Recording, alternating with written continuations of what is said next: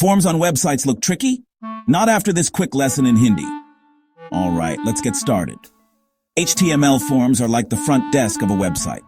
They collect info from you. The main tag is. Inside, you've got different elements. First, it's like a blank box. You can type your name, number, or password here. Next, it tells you what to type, like name or email. Then, usually says submit. Click it to send your data. Don't forget about it. It's for bigger answers like feedback or comments.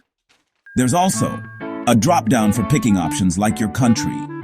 And remember, each element has special attributes. For example, type =sign password hides your letters.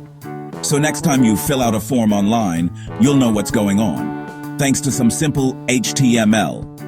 Want to keep learning web magic in Hindi? Hit subscribe and see you next time.